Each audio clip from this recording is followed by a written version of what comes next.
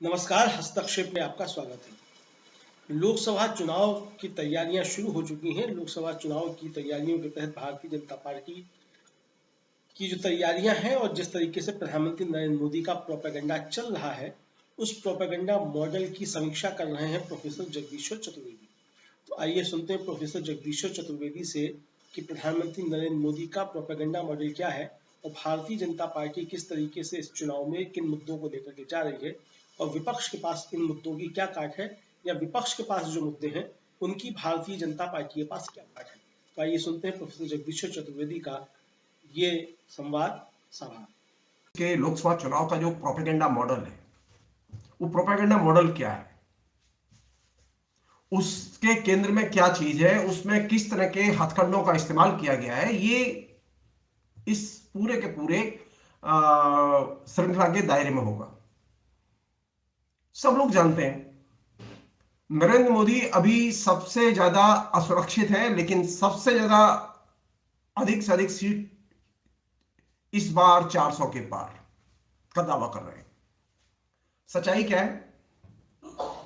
सच्चाई यह है कि नरेंद्र मोदी ने पिछले 55 दिनों में 2 मुख्यमंत्रियों को जेल में डाल दिया है और आम आदमी पार्टी का तो दिल्ली दफ्तर को एक तरह से घेरेबंदी करके प्रैक्टिकली सील कर दिया है और कांग्रेस के खाते फ्रीज कर दिए और अपना जो उनका हिसाब किताब है नरेंद्र मोदी का, वो तो महान है, क्योंकि नरेंद्र मोदी कभी दावा ये कर रहे हैं कि वो भ्रष्टाचार नहीं करते। हकीकत ये नहीं है। जब आप 400 के पार नरेंद्र मोदी को पहुंचाए तो ये चीज बार बार आपके जहन में आनी चाहिए कि नरेंद्र मोदी 400 के पार जाने की बात क्यों कर रहे हैं।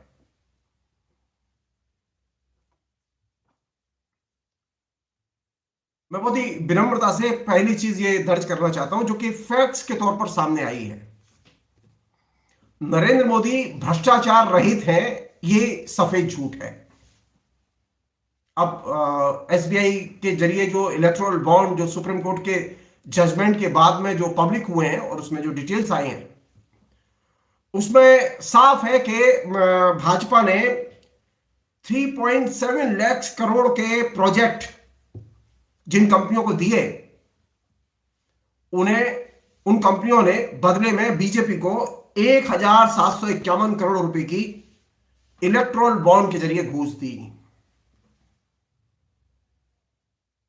जिन कंपनियों के खिलाफ ईडी ने छापे मारे, एक्शन लिए, इनकम टैक्स डिपार्टमेंट ने एक्शन लिए, सीबीआई ने एक्शन लिए, उन कंपनियों में 2471 करोड़ रुपए का चंदा इलेक्टोरल बॉन्ड के जरिए बीजेपी को दिया, जो कि विशुद्ध घूस है। इसमें से 1698 करोड़ रुपए छापे लगने के बाद दिए गए।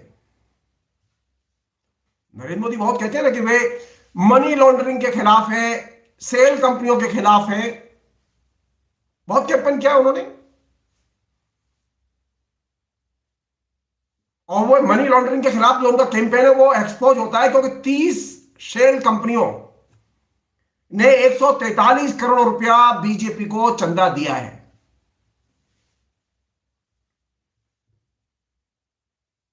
इससे भी बड़ा एक और तथ्य जो उस पूरी की पूरी पैकेज जो एसबीआई ने इलेक्टोरल बॉन्ड का एक तरह से खोला है, उससे जो चीज सामने आई है वो ये कि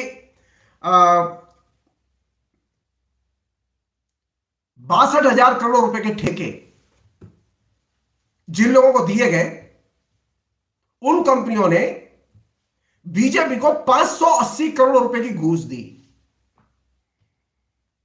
या उनके इलेक्टोरल बॉन्ड खरीदे। अगर यह घूस नहीं थी तो यह असंवैधानिक नहीं था, लेकिन यह चूंकि घूस है, सुप्रीम कोर्ट ने इसे असंवैधानिक करार दिया। और इसलिए असंवैधानिक करार दिया क्योंकि यह नागरिक के सूचना जानने के अधिकार को छीनती है। तो इलेक्टोरल बॉन्ड पर जब बात की जा रही है तो नरेंद्र मोदी के मुंह में तो दही जमा हुआ है, आवाज नहीं निकल रही उनकी। वो कह नहीं रहे, एक बार भी उन्होंने कहा नहीं अभी तक कि सुप्रीम कोर्ट ने इलेक्टोरल बॉन्ड पर जो जजमेंट दिया है, मैं उसका स्वागत करता हूं।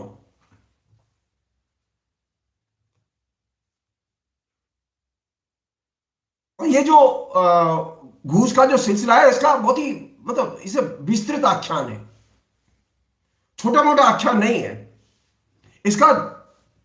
एक तो आख्यान यह है कि ठेके दिए, कॉन्ट्रैक्ट दिए, छापे मारे, बदले में चंदा लिया। दूसरा इसका जो सबसे खराब पहलू है वो यह कि बैंकिंग सिस्टम की क्रेडिबिलिटी और खासतौर पर स्टेट बैंक ऑफ इंडिया की क्रेडिबिलिटी इससे खत्म हो गई। स्टेट बैंक ऑफ इंडिया ने ऐसे भी इलेक्टोरल बॉन्ड को जो बीजेपी के थे उनका पेमेंट दिया जिनकी डेट निकल गई थी।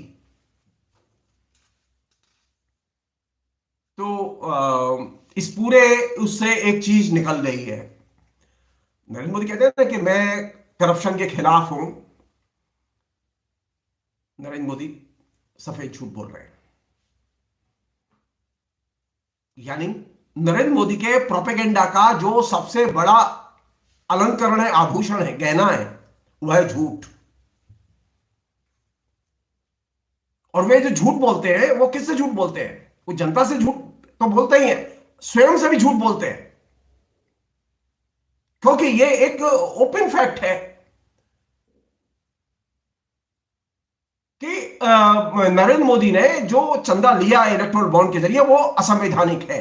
ये अब अनडिस्प्यूटेड फैक्ट है। नरेंद्र मोदी अगर सचमुच में लोकतंत्र में विश्वास करते हैं तो उन्हें यह असंवैधानिक धन वापस करना चाहिए।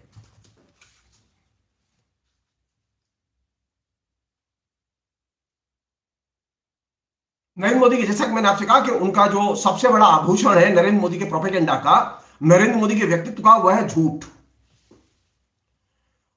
और वे झूठ अपने ही नहीं बोलते, जो ब्यूरोक्रेसी उनके साथ काम कर रही है उसे भी वे झूठ बोलने के लिए मजबूर करते हैं। जो कार्यकर्ता, जो पॉलिटिकल लीडर, जो कैबिनेट मिनिस्टर, जो एमपी, एमएलए, जो अमला, राजनीतिक अमला बीजेपी और आरएसएस का उनके साथ काम कर रहा है, उसे भी वो झूठ बोलने के लिए मजबूर करते हैं। अगर नरेंद्र मोदी स्वयं झूठ बोले तो कोई दिक्कत नहीं है कि चलो एक आदमी झूठ बोल रहा है, लेकिन मुसीबत यह है कि पूरी की पूरी ब्यूरोक्रेसी के वे लोग जो कि नरेंद्र मोदी के चहेते हैं, वे झूठ बोलते हैं। वे तब तक झूठ बोलते हैं जब तक नरेंद्र मोदी कुर्सी पर बैठे हुए हैं। यानी नरेंद्र मोदी ने सरकारी सेवा में काम करने वाले नौकरशाहों की नई ट्रेनिंग विकसित की है, नई शिक्षा दी है, नया मंत्र दिया है, झूठ बोलो और राज करो। उन्होंने अपने पार्टी कार्यकर्ताओं को नया मंत्र दिया है, झूठ बोलो और राज करो।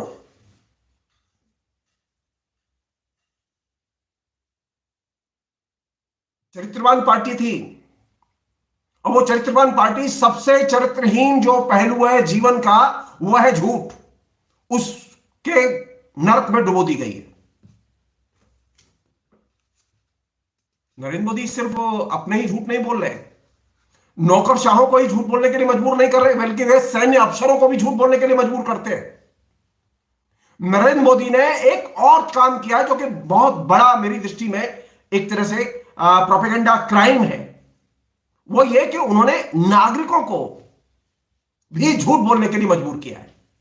ये जो व्हाट्सएप यूनिवर्सिटी के मैसेज, नरेंद्र मोदी के जो चंटू मंटू है जो कि फेसबुक से लेके सोशल मीडिया से लेके तमाम माध्यमों तक एक्टिव है, जिसे हम लोग बीजेपी का भाजपा सेल कहते हैं, मैं उसे चंटू मंटू का गिरोह कहता हूं। और ये जो चंटू मंटू है, ये चंटू मंटू जो बड़ा अपराध कर रहे हैं, वो तो एक तो यह अपने झूठ बोल ही रहे, वो जनता को भी, नागरिकों के एक बड़े हिस्से को प्रभावित कर रहे हैं झूठ से और उन्हें झूठ बोलने के लिए मजबूर कर रहे हैं। तो खैरात में क्या मिला हमें 10 साल में? झूठ बोलने का सबक, झूठ बोलने का पाठ, कैसे झूठ बोला जाए। और ये जो झूठ बोलने का पाठ है, ये पाठ बड़े स्केल पर चल रहा है। नरेंद्र मोदी की जो पूरी की पूरी शैली है उसका ये इंटीग्रेटेड हिस्सा है। इसको माइनस करके नरेंद्र मोदी की राजनीति पर कोई बात नहीं की जा सकती। एक अन्य पहलू है उनके प्रोपेगेंडा का, और वो पहलू क्या है? वो पहलू ये है कि पहले वो कोई चीज खोजते हैं, उसके बाद उसे नष्ट करते हैं। और ये काम खोजो और नष्ट करो का जो मेथड है, ये नरेंद्र मोदी ने पूरे राष्ट्रीय स्तर पर राजनीति, संस्कृति, धर्म, मंदिर, देवालय, दर्शन, तीर्थाटन सब में यह चीज लागू की हुई है। तो वे एक दूसरी चीज लेके आए हैं जिस पर के कायदे से आप सब लोगों को ध्यान देना चाहिए, वो ये कि खोजो और नष्ट करो। वो पहले खोज करते हैं कि कौन है मेरा विरोधी, फिर उसे नष्ट करने में लगते हैं। आप जब तक उनके समर्थक हैं, नरेंद्र मोदी आपकी तरफ ध्यान नहीं देंगे, लेकिन जो ही आप उनको लगेगा कि आप उनके विरोधी हैं, तो वे आपको नष्ट करने में पूरी शक्ति लगा देंगे।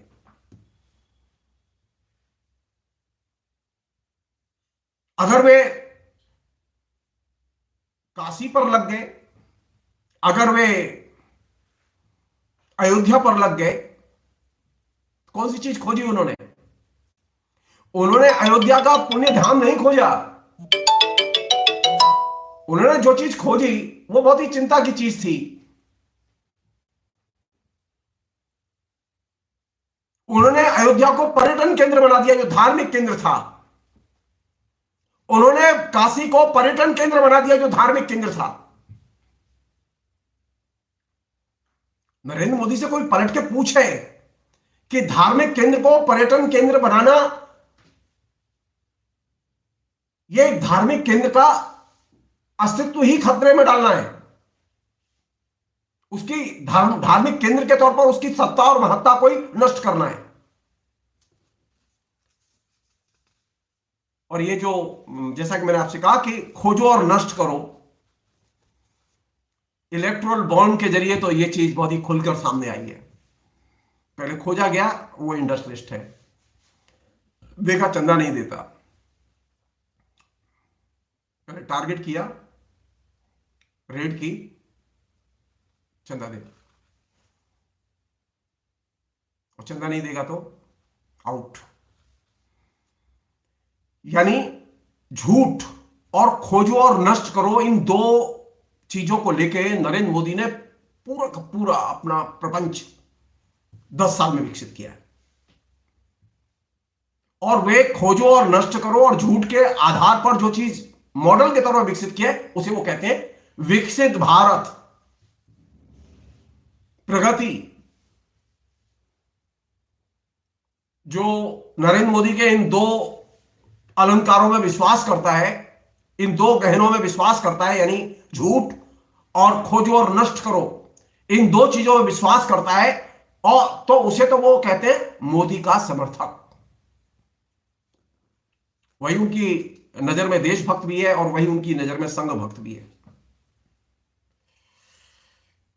और ये जो दो चीजें, इसके आधार पर नए नए एपिसोड, नए नए मॉडल, नए नए कैंपेन के मुहावरे आपके बीच में आएंगे। अब तक आ चुके हैं कुछ मुहावरे। एक और चीज है जो कि इस बीच में उभर के आई है नरेंद्र मोदी की पूरी कैंपेन की शैली से और पूरे उससे। नरेंद्र मोदी ने एक अजीब स्थिति पैदा की है कि वो ये कि किसी को भी उठा लेते हैं। जिसका उन्होंने केजरीवाल को उठा लिया, अब केजरीवाल अपने लड़ते रहे मुकदमा, बरसों पड़े रहेंगे जेल में। नरेंद्र मोदी के पास में अभी तक प्रमाण नहीं है। आप जान लीजिए, शाहीन बाग आंदोलन के बाद में जो दिल्ली में दंगे कराए गए, उन दंगों में जो लोग पकड़े गए, उनके बारे में चार्जशीट अभी तक फाइल नहीं हुई है।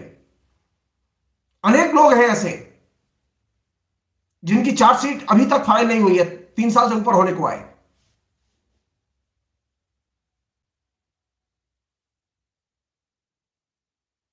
अगर आपके पास में, यानी हर चीज अनुमान और संदेह पर चल रही है, प्रमाण के बिना चल रही है। क्यों चल रही है? Secrecy. Narendra Modi electoral bond को भी लेकर सीक्रेसी बनाए रखना चाहते थे।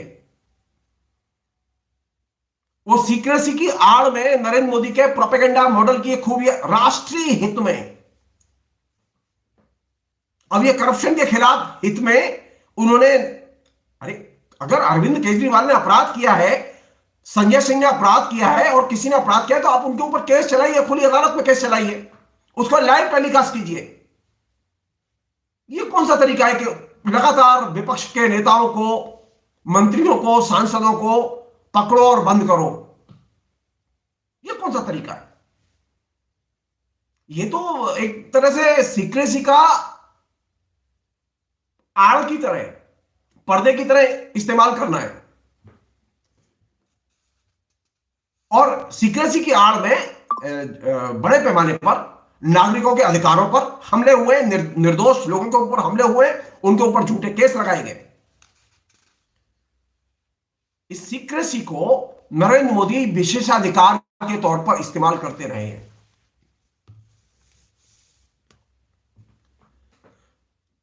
एक और चीज घटी है जो कि पिछले 10 साल में, जो कि बहुत ही मतलब खतरनाक है, जिसके बारे में कायदे से आप लोगों को ध्यान देना चाहिए। पहले था कि हमने एक राइट टू इंफॉर्मेशन एक्ट के तहत यह अधिकार था नागरिकों को, वो किसी भी विभाग के बारे में, किसी भी मंत्रालय के बारे में वो सामान्य तौर पर एक आवेदन देके सूचनाएं प्राप्त कर सकता था। लेकिन नरेंद्र मोदी ने तो पहले तो उस कानून में हेरफेर की और उन्होंने छिपाने की कला को एक तरह से अपना मास्टर स्ट्रोक बना दिया।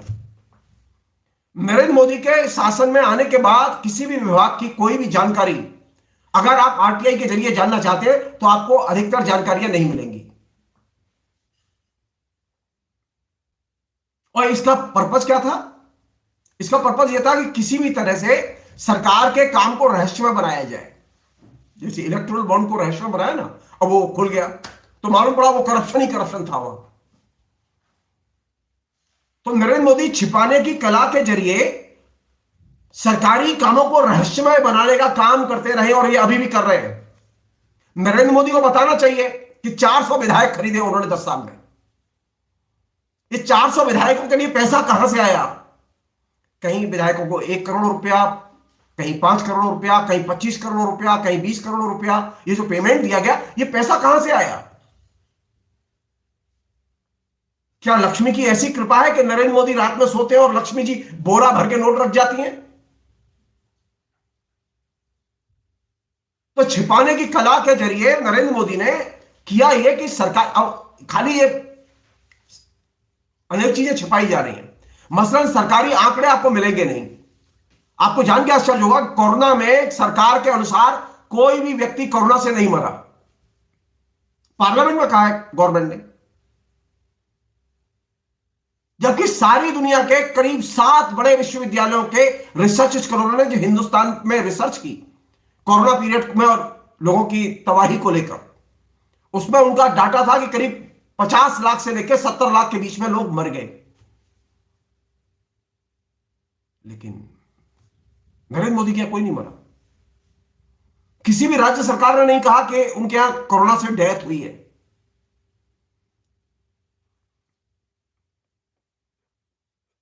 ये जो छिपाने की कला है, ये छिपाने की कला अंत में नरेंद्र मोदी के अंदर ये फायदा कैसे हासिल किया जाए सूचनाओं से, अपने काम से। अरे आप काम कर रहे हैं तो बताने में क्या परेशानी है? क्या परेशानी है आपको यह बताने में कि जिस सड़क के निर्माण का ठेका आपने शुरू में तय किया था 2 रुपया, वो अचानक बढ़ के 10 रुपया कैसे हो गया? यह बताने में क्या परेशानी है कि जिस कंपनी को आपने ठेका दिया सुरंग बनाने का, सुरंग मार्ग बनाने का, वो कंपनी कौन सी थी? उसने कितना चंदा दिया आपको? यह बताने में क्या नुकसान था? लेकिन नहीं, तो नुकसान हो जाएगा क्योंकि सुरंग में लोग दब गए थे। कई नरेंद्र मोदी के शासन में आने के बाद में कई ब्रिज, पुल जो बने थे, जिनके फीते काटे थे नरेंद्र मोदी ने, वे ब्रिज ध्वस्त हो गए। आप याद कीजिए, काशी में गंगा के पार कितनी बढ़िया एक टेंट सिटी बनाई गई थी, गायब हो गई, एक ही तूफान में गायब हो गई। एक अन्य चीज, और फिलहाल इस एपिसोड के संदर्भ में आखिरी चीज, वो ये कि नरेंद्र मोदी ने जो झूठ बोलने की कला है, उस झूठ बोलने की कला का सिर्फ राजनीति में इस्तेमाल नहीं किया, बल्कि नरेंद्र मोदी ने इतिहास की व्याख्या के लिए भी उसका दुरुपयोग किया और जो सत्यतापूर्ण इतिहास था उसे झूठ के इतिहास में बदल दिया।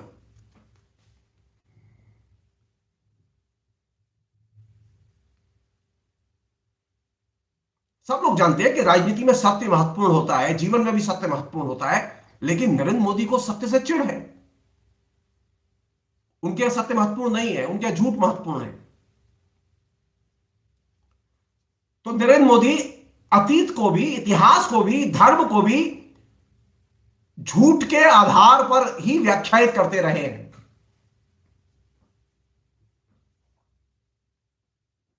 वो तथ्यपूर्ण आंकड़े और उन आंकड़ों का सत्य के साथ संबंध, इस पर कभी बात नहीं करते।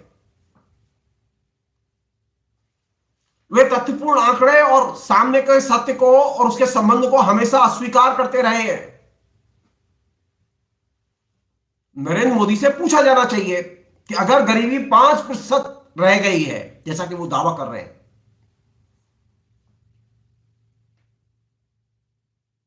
तो वास्तविकता में यह चीज क्यों नहीं दिखाई देती? कोई और संस्था सिवाय उनके मंत्री के, कोई और संस्था उनके इस आंकड़े की पुष्टि क्यों नहीं करती? नरेंद्र मोदी अपनी इस झूठ की दुनिया को पुष्ट करने के लिए काल्पनिक स्रोतों का सहारा लेते रहे और वो अब प्रोपेगेंडा में बड़े जोर शोर से चीज आएगी। इस पूरे प्रोपेगेंडा मॉडल ने, आखिरी बात ये कह के मैं खत्म करूंगा, जो चीज की है वो ये कि जनता के दिमाग को बड़े पैमाने पर क्षतिग्रस्त किया है। झूठ का अहरनिश प्रचार जनता को और जनता के दिमाग को, जनता के विवेक को उसने गंभीर क्षति पहुंचाई और यह एक तरह से प्रोपेगेंडा क्राइम है। जनता के दिमाग को क्षतिग्रस्त करना सिर्फ अपने राजनीतिक स्वार्थ के लिए, जनता के अंदर झूठ का चस्का लगाना और झूठ की आदत पैदा करना, यह प्रोपेगेंडा क्राइम है और यह क्राइम अक्षम्य है। इसने जनता की स्वतंत्र सोचने की क्षमता को नष्ट किया है। आशा है ये कार्यक्रम आपको पसंद आया होगा। इस वीडियो को ज्यादा से ज्यादा शेयर करें, लाइक करें और कमेंट करके बताएं आपकी राय क्या है। और अगर आपने हमारा यूट्यूब चैनल अभी तक सब्सक्राइब नहीं किया है तो तुरंत इसको सब्सक्राइब कर लीजिए और बेल आइकन भी दबा दीजिएगा ताकि अगली जब वीडियो अपलोड हो तो आपके पास इसका नोटिफिकेशन पहुंच सके। और अगर आपने हमारा फेसबुक पेज फॉलो नहीं किया है, फेसबुक पेज को भी फॉलो करें। धन्यवाद।